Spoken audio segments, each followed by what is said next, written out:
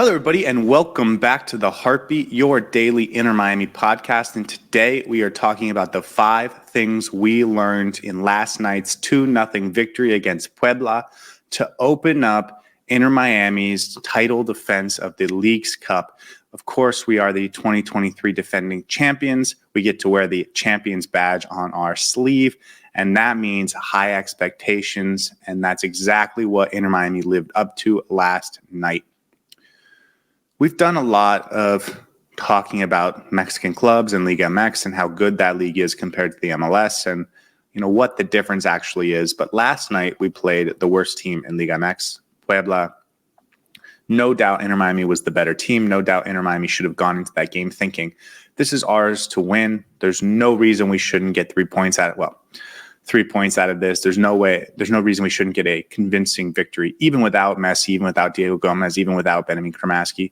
And as we found out, Toto Avila, Sergei Christoph, a couple other guys not available in that game.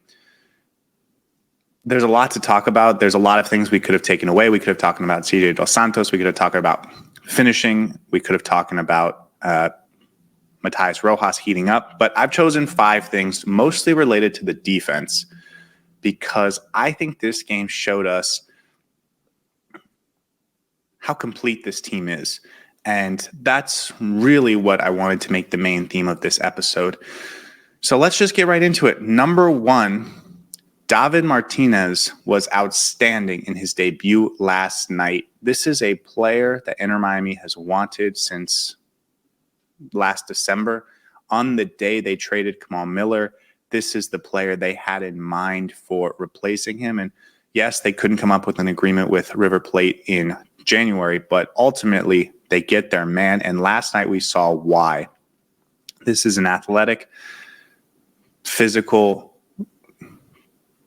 technical player. As a left-sided center back, that's an excellent passer. We saw him multiple times last night get on the ball and push the ball forward to create dangerous opportunities, especially in that first half. But what a debut performance for Mr. Martínez. He was really, really good, and especially on the ball, especially in possession, especially while passing out of the back. We had an incredibly dangerous combination back there last night, and it was really fun to watch. Really, having a left-sided center back play on the left side does open up so many potential avenues to push the ball down those left side channels, and we saw it a couple times in that first half and throughout the game, really, from Martínez. It was an exceptional debut. I know Puebla didn't put us under a tremendous amount of pressure. I know they didn't create a tremendous amount of opportunities. We didn't see David Martínez in one-on-one situations. We didn't see him in transition opportunities a ton. So is he a complete, perfect left-sided center back? We'll have to see, because we didn't get to see him fully formed or express every aspect of his game in last night's performance. But what we did see was really, really exciting. And again, the fact that he is that good on the ball is really, really interesting for this team. We've given a lot of credit to Sergio Busquets for going onto that back line and being an excellent passer. And David Martínez was right there with him last night. We haven't had a passer out of the back like this, aside from Sergio Busquets over the last couple of games, since we traded Kamal Miller. And I would venture to say what we saw last night from David Martínez was better than anything we saw from Kamal Miller, but certainly significantly better than what we saw from Sergei Christoph or what we've seen from Nico Frede or Toto Aviles or some of the other guys that have filled in at center back. This is the guy that they wanted, and last night we got our first glimpse of why, and it was really, really good. An outstanding opening performance for David Martínez. And my question is, what does this mean for Toto Aviles, who it sounds like he was a little bit injured last night. He wasn't available, wasn't on the team sheet. What does this mean for him going forward? We're going to play our next game on Saturday against Tigres. We are going to in all likelihood, we're not going to need a result from that game. Generally, in this tournament, 3 points will get you through to the next round. And so Inter Miami feels like they've already punched their ticket into the knockout stages. And so what does that mean for Saturday night? If Toto Aviles is healthy, does he walk back into the starting lineup? I thought before we knew Aviles was going to miss last night that we were going to see Aviles and Sergio Busquets in that back line. I wasn't sure if Tata Martino was going to be comfortable putting David Martinez just straight into the starting lineup. But ultimately, Aviles wasn't available. David Martinez goes into the starting lineup, and he was excellent. And again, this is a player that Tata Martino and the coaching staff and the front office feel really good about. Do you partner Aviles with David Martinez?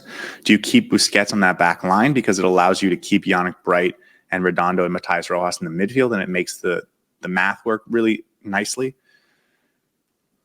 Big questions there.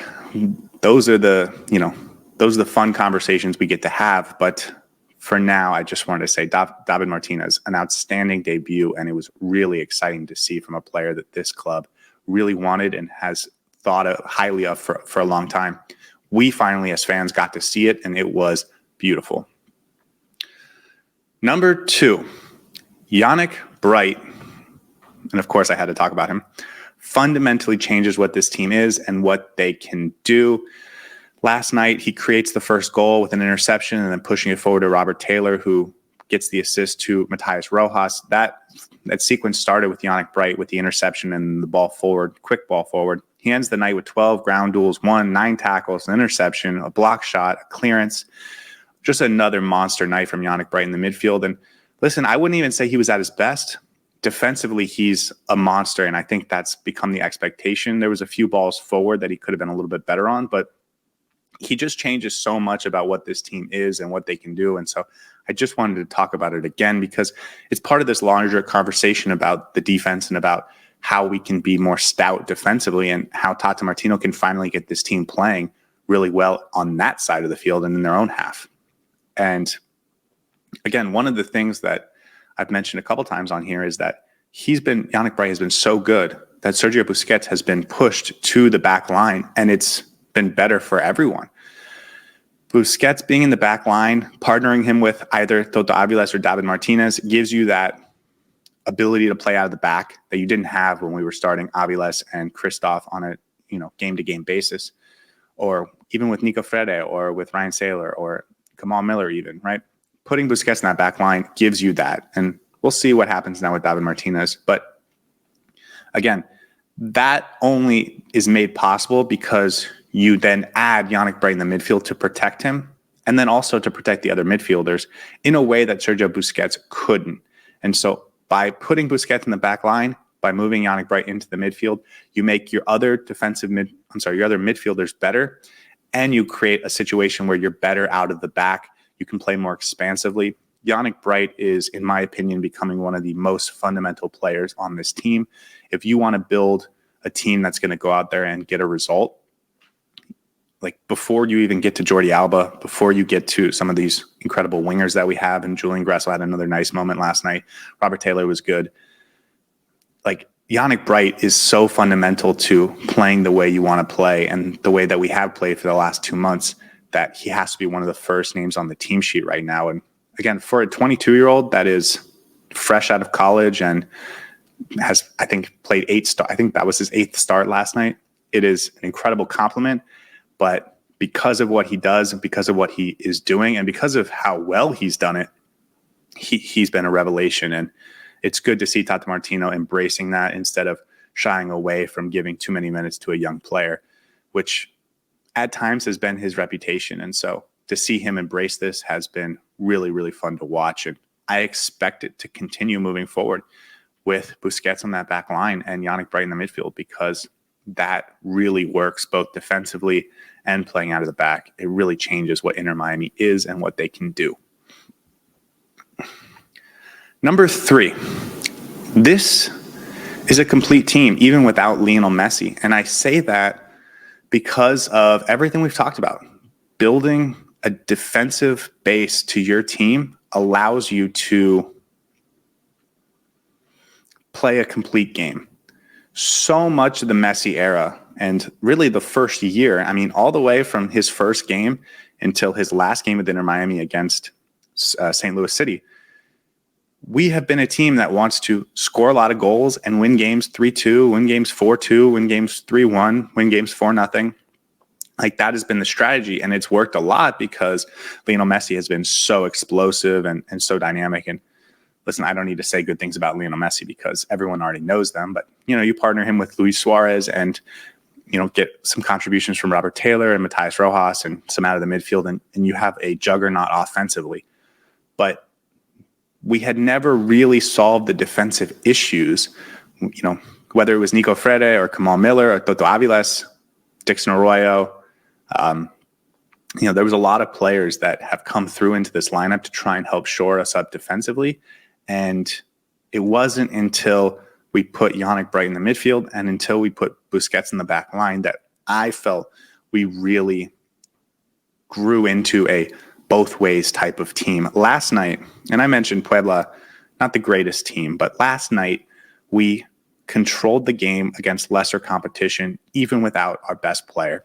We've heard, I think it was Battered Herons that posted the stat that Lucho Acosta has played in every single win for FC Cincinnati since he arrived, meaning if he doesn't play, they haven't gotten a win in 3 years now. That's true of most MLS teams. If you take their creative superstar off the field, whether it's Ricky Puig or Hani Mukhtar or Charles Heel or Cucho Hernandez, right? They're going to struggle in a significant way to create offense, and even against lesser teams. And that is not the case for this Inter Miami team now. When we saw it was the case last year, right when Messi went out, we really struggled. Even in the beginning of this year, the question marks remained. Messi missed a couple games, but against Montreal, we couldn't get the result. Against the New York Red Bulls, we couldn't get a result.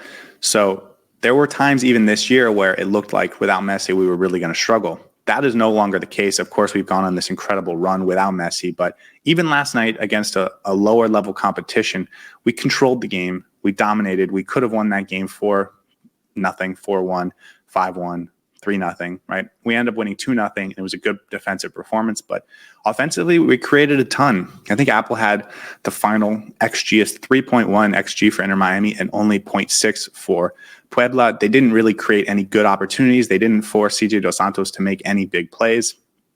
If you're an opposing team on the road and you see there's a backup goalkeeper in there, you're going to want to put him under pressure. They were never able to do that. And that's part of what I mean is even without our best player and some of our other best players, right? No Diego Gomez, no Ben-Ami Kramaski. This is a complete team that can do it both ways against teams they should beat. And that is very rare in the MLS. We've seen Cincinnati lose games, Columbus lose games, the Galaxy lose games, LAFC lose games over the last couple of weeks against teams that are inferior to them. And Inter Miami hasn't really done that. They controlled business last night. It was awesome to see. And again, this feels like a complete team that is good going forward and good defensively, good in the midfield. And once you add Ben-Ami Kramaski, once you add another athlete in Toto Aviles in the back line, once you add Diego Gomez, who's a monster in the midfield, and then, of course, once you add Lionel Messi, this is going to be, on paper, the best team in the MLS, in the history of the MLS. And we are starting to see how that on paper, it works on paper. We're starting to see how it works in real life, and it is beautiful. And so probably one of the key things for us to get there was to be able to do it without Lionel Messi, and now we're doing it. And so once you throw Messi on top of this, it is going to be beautiful. I really believe that. Number 4, Inter Miami is building depth in defense in a way that they've never done before. We go back to last season, we had Sergei Kristoff and Chris McVeigh started the season as our top pairing. Eventually we trade for Kamal Miller, but Kristoff is limited. Kamal Miller was good. Eventually we signed Toto Aviles, and Ian Frey kind of emerges, but Ian Frey is short-lived. He gets injured before Toto Aviles comes back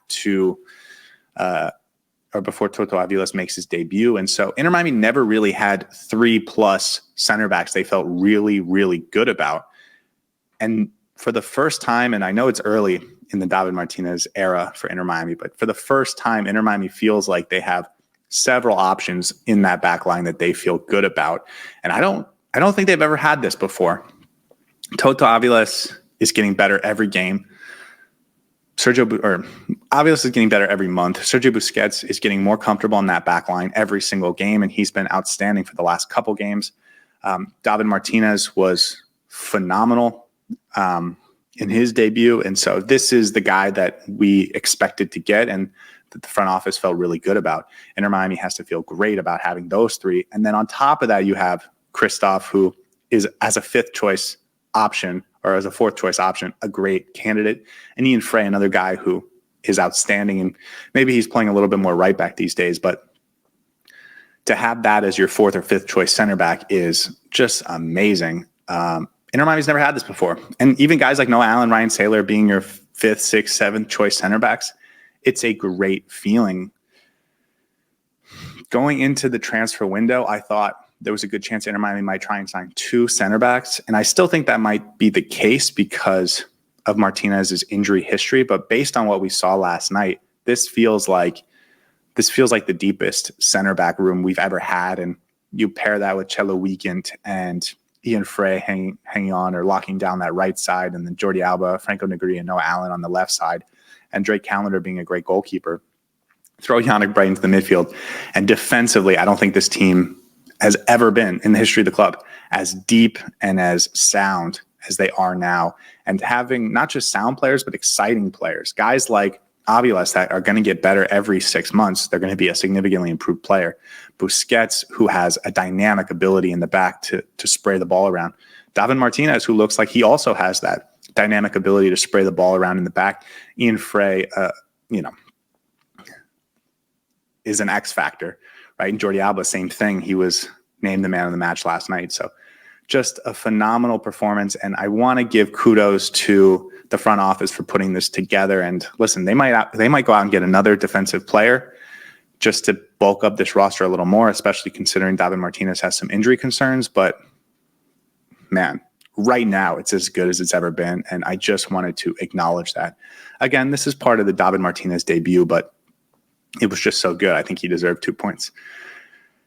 And then lastly, number 5, sort of along the same lines, Tata and Chris Henderson have gotten it right with personnel decisions over the last year in almost every single case.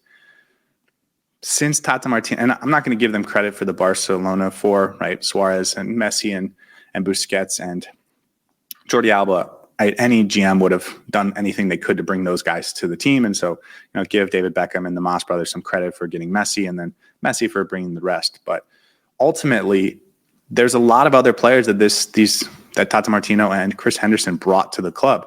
Toto Aviles has gotten better every single month, right? And so that's just a win for Inter Miami. Diego Gomez, I can't say enough good things about Diego Gomez. He got so good that he's moving to a Premier League club, and it sounds like Brighton's about to sell one of their midfielders, so they might need Diego Gomez to step in right away and be an impact player for them. Facundo Farias, we're still wait and see on that one, but he was very promising last year. Julian Gressel, a guy that we thought, I don't know, Tata, this guy might not really fit into this roster, has been a godsend over the last month and a half because of how many goals he's contributing to. And now that he's really found his spot, he's been incredible. Nico Frede, a guy that was the third choice center back, but ultimately they were able to land and was building into a really good season. And then, of course, David Martínez, who's the guy they originally wanted over Nico Frede. This guy looks like he could be really special. I know it's early, so I'll pump the brakes a little bit. But again, just a great find from Tata Martino, a great find from Chris Henderson. And to be able to make all of that happen is just tremendous work. And then Matías Rojas and Cello Weekend, guys that really came in and replaced two much higher paid players with these two who are much better and paid significantly lower, have a significantly lower cap charge.